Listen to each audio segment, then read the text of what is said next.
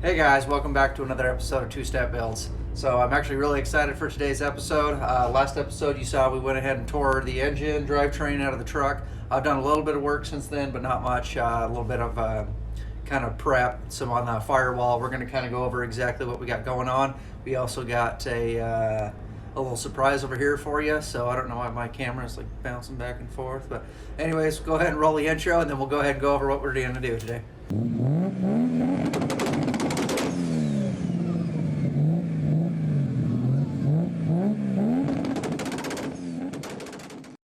Alright, so first off, how you guys like my intro? It was just something I threw together real quick. I'm thinking I'm going to redo my logo here pretty soon too. So if you guys don't like the intro or you want to see something different, let me know.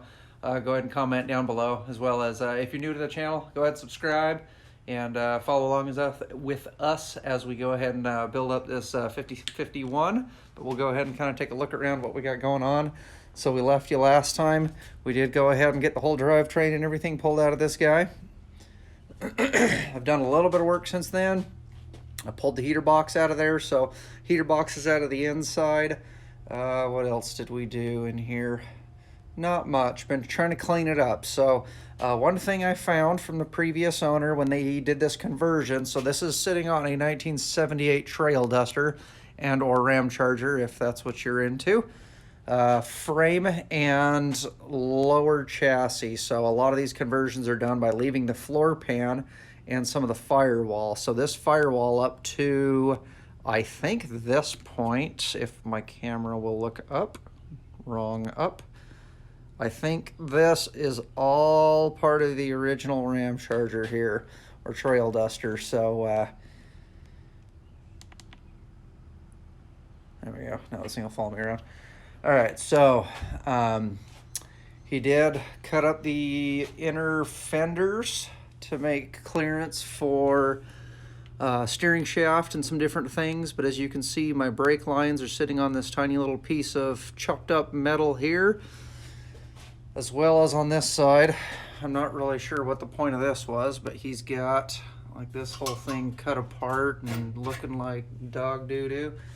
And then I pulled a lot of the rubber seals that were here, and you know, a lot of that's chopped away. I've got some weird thing going on there that's stuffed underneath the fender there. So fenders aren't going to be coming off. We're going to be painting the bottom of those, doing some nice underliner, making sure that we don't get any rust or anything crazy like that. Yes, he did use some sort of a street sign bar to holding that, and as kind of cheesy as it seems, turn camera, there you go. It does actually work really well because it just holds this guy here, my radiator support. So you know, I guess you kind of use what you got laying around. But we are going to be rolling this thing out of the garage here pretty soon and giving it a nice clean, degrease the whole engine bay. I am going to undercoat the bottom of the truck. I don't know if I want to undercoat the engine bay. I might just spray it with some black, clean it up, make it look really nice so we don't have all this crazy stuff going on in here. I am going to see, and I tried to find a nice, just like a waterproof box, like a relay box or something to actually put these in. This would be my relay for my electric motor, my fan.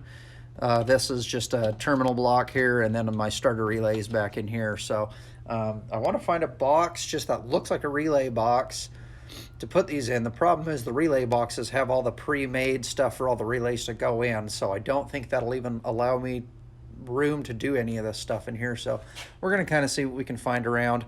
That is a 10-inch brake booster. I don't think I quite need that big of one. I found some in the 7-inch range that would look a lot nicer in there. But we're really trying to spend money where we want to spend money, and as that does work, I don't think that's going to be a want right now, so that might stay. But what I think we're going to probably try and do, I'm going to run to probably the Home Depot or something. We're just going to pick us up a kind of a cheapo little flux core welder today. And I'm really thinking I'm going to probably go ahead and cut this firewall out and go ahead and replace the firewall from this point all the way down to this weld, this pinch weld down here. We're going to do a nice recess for distributor and stuff that's going to be going back there. Clean it all up, make it look nice. If we decide to go ahead and keep the inner fenders, we are going to fill a lot of the holes. So like a lot of these little guys, we'll fill those in, grind them down to make them look nice. I don't know yet. I don't know yet. Maybe custom fenders, maybe not.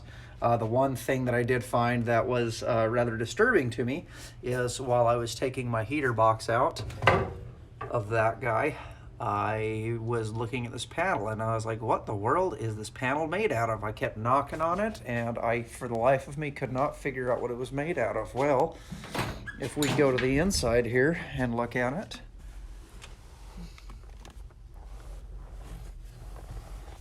there's a lip on the back side, and then after further investigation I realized this, I believe, is the top of a Tupperware lid. So we've got a sweet plastic Tupperware lid as our firewall. So that has got to go, period. The rest of the firewall, it's just, I've got holes and screws and stuff, and I'd like to actually run nutserts instead, so everything bolts down nicely instead of just running zip screws everything. I think I'm going to go ahead and probably run some different pedals, some nice little billet pedals. See the gas pedal down there, so we'll get rid of that and run a nice billet pedal. And then we are going to be moving excuse me, the steering column over to it's kind of underneath the carpet a little bit, but it's right here. There's another little hole, a little panel in the firewall. And now if we do the whole firewall, we can put it kind of wherever we want. The one problem I run into is my brake pedal would literally be right in the middle of the steering column. So either we've got to cut this guy up and make like a little jog around it for the steering column to go through, or we got to find somewhere else to mount this thing. So we're going to kind of work on all that. More information as that comes. We're going to get the doors to where they line up. That's not closed all the way. That's closed all the way. So they look nice now without the bushings, but obviously there is still that gap there. So we're going to work on kind of messing with those door hinges, get those doors to line up nice, all new weather strip. I think I found my wheels and tires that I want. I just got to get these ones sold to clear up a little bit of funds. We are going to reuse the existing leaves. That being said, we are going to take them completely out. We're going to clean them. We're going to paint them. We're going to replace these guys, these little hanger clips things. I don't know why they've got these big giant ones. And then all new bushings in the little eyelets at the end. I might try and find a different one of these guys, little shackle. And then we are going to go with some nice Bilstein, I believe, shocks, or some nice aftermarket shocks. We'll redo all the bushings in the sway bar, probably sway bar links. And then I found a company that does these things called leaf spring liners, and they actually, what do they actually do? They kind of create like a slip in between the leaves, so as they're going around, they'll actually slip in between each other, and it should clean up the ride a lot. All right, guys, so what you can see here is our new powertrain for the truck. So we got a 5.2, again, same thing as what was in the truck, and I'll tell you why we went with that. But this guy's Mag Motor. So this is the 5.2 Magnum Motor, and this came out of a swap vehicle as well, but it's technically a 1993-94, and the only reason that I don't know exactly what year is the way that the throttle body is put together up here. There's different styles how these guys look up here on the edge of the throttle body. I'm sorry, I don't know if you can see or not, but anyways, there's different ways that those throttle bodies look, and this looks like it's the 94 to 96 model, but I was told this is a crate motor from a 1993 Dakota. So anyways, Mag Motor. I actually had one of these in my Durango that I had not too long ago, and I actually really liked the motor. I thought it was very powerful. It had plenty of whatever. 46RE that was in that one transmission was actually starting to slip pretty bad, and had driven it down to Mississippi, and literally wouldn't make it back. Pretty much lost reverse. Most of the forward gears were starting to slip, so that's why we actually ended up buying the Volkswagen on the when we were down there. But this guy's going to be going back into the truck. One of my big reasons for doing that was the motor mounts and everything literally line up. They're in the exact same spot as the old motor was, so this literally will plug and play kind of thing. So we do have the entire wiring harness that comes with it. We'll go ahead and try and come forward a little bit so you guys can see a bit of what's going on here. So got the entire wiring harness that came with it. I do have the ECM and the flex plate. That is right here, flex plate, which they actually call that a reluctor wheel, because that actually has these little marks in it. And that picks up on this guy back here on the bottom somewhere, right here, this thing. And that's actually your crankshaft position sensor. So complete wiring harness. You can see we got the whole wiring loom hanging off here. I have no idea what these 3 plugs are for. I don't know. I think that one there, where's my camera? I think this one here, let me flip this camera around. All right. I think this one here is the OBD. This one looked like the OBD to me, but if this is a 1993 motor, again, they did not have OBD2 back in 93. That was a 94, and so that's why I'm a little confused. That might be OBD. This here, I'm going to just go ahead and say that I believe this was a chassis wiring for lights and whatever else that would have been going into the engine bay of an existing vehicle. So I do think I am going to probably take this entire loom apart, take the things that we don't want or don't need off. One thing that I don't know exactly, obviously this is for our alternator. That's going to be sitting there. I already took some of the bracketry off. There's the whole deal for the alternator, sits right up in this spot, and this would be for AC compressor. Obviously we're not going to be running AC right now. Tensioner pulley, got the little coil there. Those guys kind of sat right down in this area, so those will be going back on. So alternator wires, the one thing I don't know, this wire wraps through the whole loom. Oh, you know what? It actually might be that wire. I'm gonna have to do a little investigation, but this thing here, I have no idea.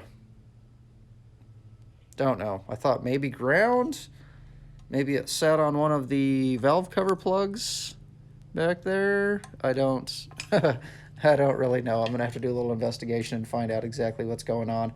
So I don't know if this guy here, there's 2 fat black wires, so I don't know if this one is the ground and this one goes to, I don't know. I'm gonna have to kind of play around with it a little bit and do a little investigation and see. The one bummer thing about this when I did buy it, this is a 5.2, as I said, and if you look on the throttle body, Holley V6. So this was swapped out for a V6 model, so I don't know if they stole my throttle body off this and put it on the other vehicle for more CFM, because this one does flow a little bit less CFM than the other one. So we're going to be junkyard pulling a new one of these guys. I'm going to be pretty much replacing every single sensor on this, especially since you can see our throttle position sensor plug is completely broken off there. Some of the wiring is starting to kind of get a little brittle, so we're going to go through all the wiring and look and see. That's our map sensor there. And then the last sensor back here is our IAC, our intake air. Wait, IAC. I know it's the IAC. Intake. Yeah. Put it down there. This is what it is right here. Anyways, we also have to go pick up some new fuel rails because I got one. And obviously I need 2 with the crossover tube. So, long story short, we'll start going over this. Going to be new water pumps. Basically all we're going to use from what's sitting right here is, you know, some of the stuff. I'm probably going to take this and clean it up or buy a new one for the thermostat. Gosh, I am hard for words today. Pretty much all the sensors on this are going to get replaced. It's basically just going to be the long block that I'm using and the intake manifold. I love these intake manifolds. I think they're super cool.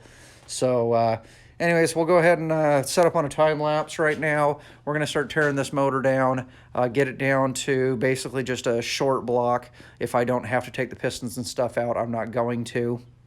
We'll kind of inspect the walls. This motor supposedly only had about 23 to 25,000 miles on it, so everything inside of it should be looking really good still, but everything on the outside is going to be all new. So let's get tearing this thing down, and then we'll kind of pick up where we left off.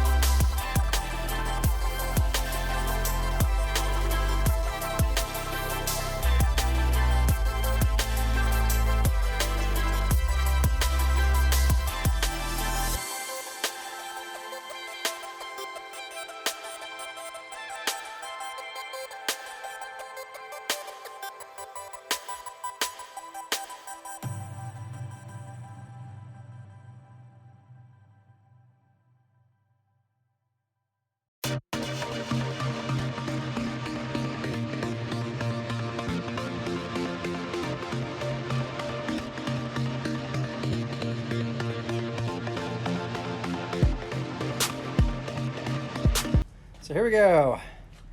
Got the engine completely tore down. I think this is about as far as I'm gonna go. Everything inside of it looked really pretty good. I really don't see much of a reason to tear that out for bearings and rings and whatever else. Pistons inside did look pretty good. There is a little bit of carbon buildup on the inside of a few of them, but I know it's kind of hard to see, but the cylinder walls actually look really good. I can still see a lot of the cross hatching inside of them. Let me see if I can grab a light here.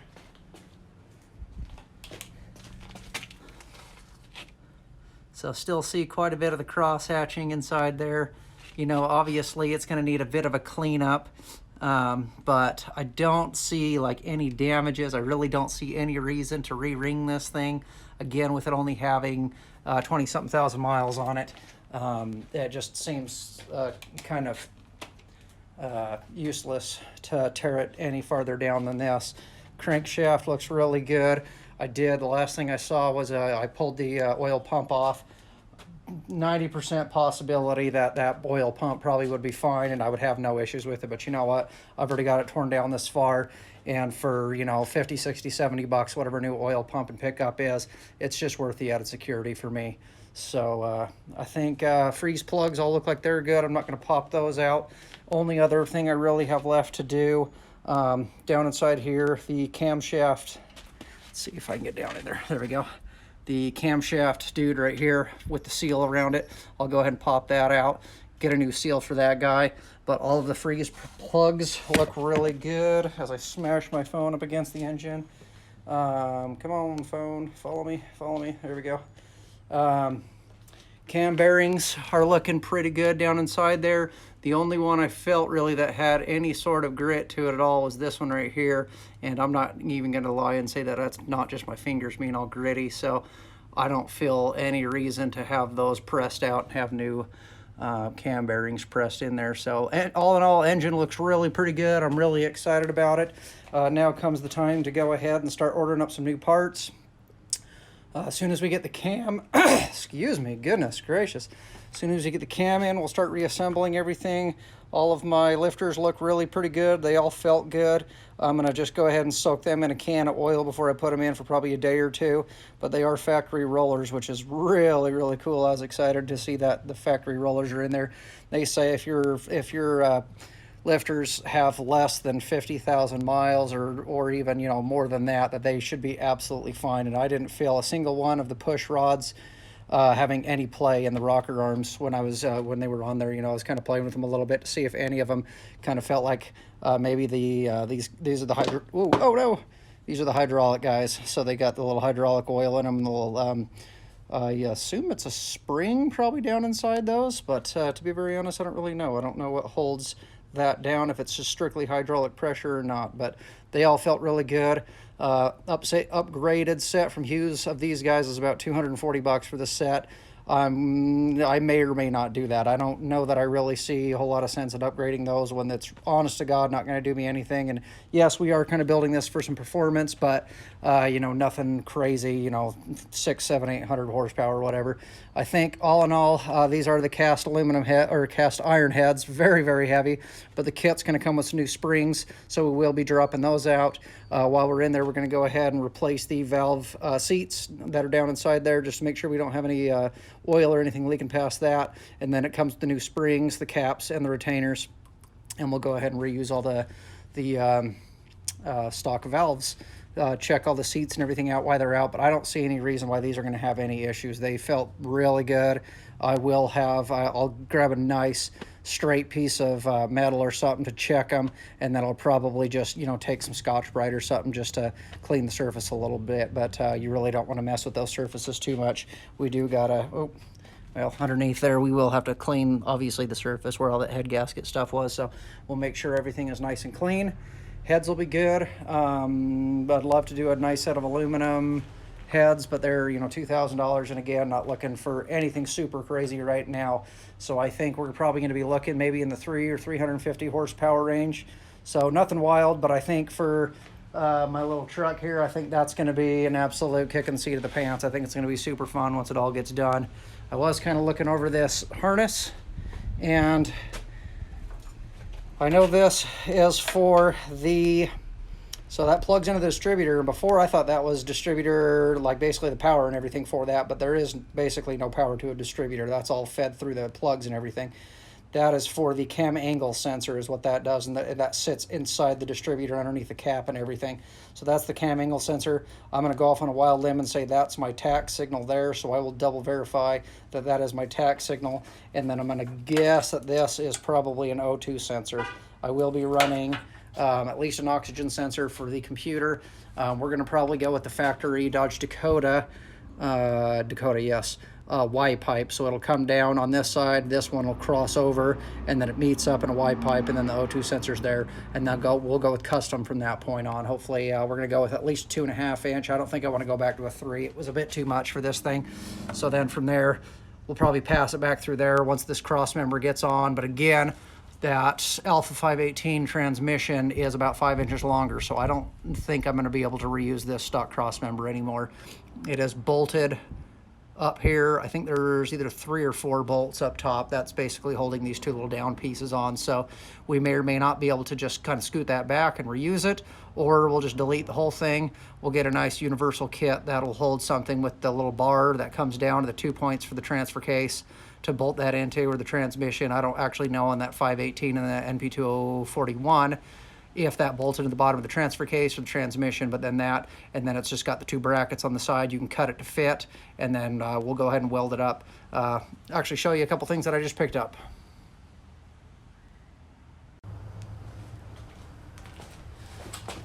All right, so a couple things we got. 'Picked up from the depot. Got this little dude here. little flux core welder from the Home Depot, 199 bucks. Did some research on that, and it actually has very, very good reviews on there. No gas needed on these things. They do have a little bit of splatter and some extra of the smoke that comes off of it while you're welding, so you do gotta kind of pay attention to that, make sure you're well ventilated and all that. But 120 volt is all I've had in my garage, and I don't feel like running lines for 220 right now.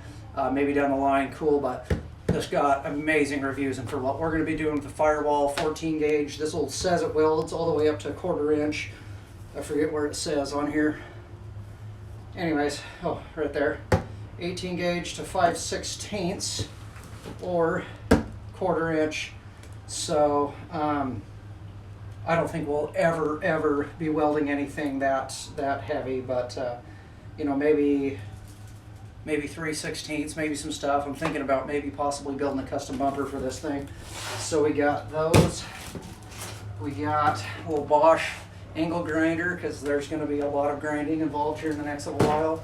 We got a couple of actual stands, little A-frame stands to go ahead and, you know, put fenders on and paint on, and whatever else. These ones are kind of cool. So it's got a little spot for the 2x4s that you can put in there, and then you can actually build a table and stuff out of them. So kind of excited about those. Tough built, I don't know. I thought they were DeWalt's, but grabbed them and then realized they were tough built. And I didn't care, honestly, if I'm being completely honest. They were about 30 bucks a piece. They're metal. They seem like they're good quality. They've got a little carrying handle, so I'm excited about those. And then we got a handful of bits and pieces. We got some little clamps.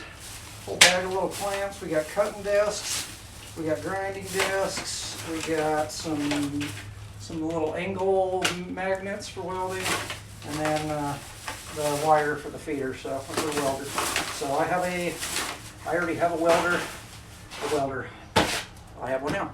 I already have a welding helmet in the bucket above us. I actually was going through some welding classes way back in the day. I was thinking about doing underwater welding back in the day, and not really sure why I never followed up with that one. I think that would have been kind of cool, but I'll have to break that out, get it all cleaned up. I started painting it, and I don't know, I was all about painting back in the day, so clean it up and just shoot it with some black or something like that. I don't know. Make sure that's ready to go. Change batteries out in the mask if it needs to have the batteries changed out. But I'm excited to do some welding. It's been a long time since I've been able to do any welding, and there's been a lot of things on this that I've been wanting to do for a while, so I'm really excited about that. All right, with that, I think we're going to go ahead and end the video. I got to get online, start ordering parts up for this thing. Start kind of going through this. We'll take some video as we start cutting that Firewall out of there and start getting the new one all welded up and whatever else in there. But I think we made some good progress today. I'm excited to kind of see how this comes around. I'm going to probably go ahead and get the transmission ordered up. I'm going to buy that from the Trans Depot. I don't do transmissions. There's too much involved with the transmissions, and you don't get everything completely right, and it just doesn't shift right and whatever else. But we are going to go pick and pull the transfer case, and we will be rebuilding that. So we'll go ahead and take the video of that while we're rebuilding that. And then interior work is going to probably start here pretty soon. I already started gutting some of the stuff out of the inside of that one, neighbor's home. But thanks for following along. Remember, subscribe if you're new to the channel. If you like what we're doing here, give me a thumbs up. Give me a comment on what we're doing, what we could do better. And remember, if your hands ain't dirty, you ain't bleeding, you ain't doing it right.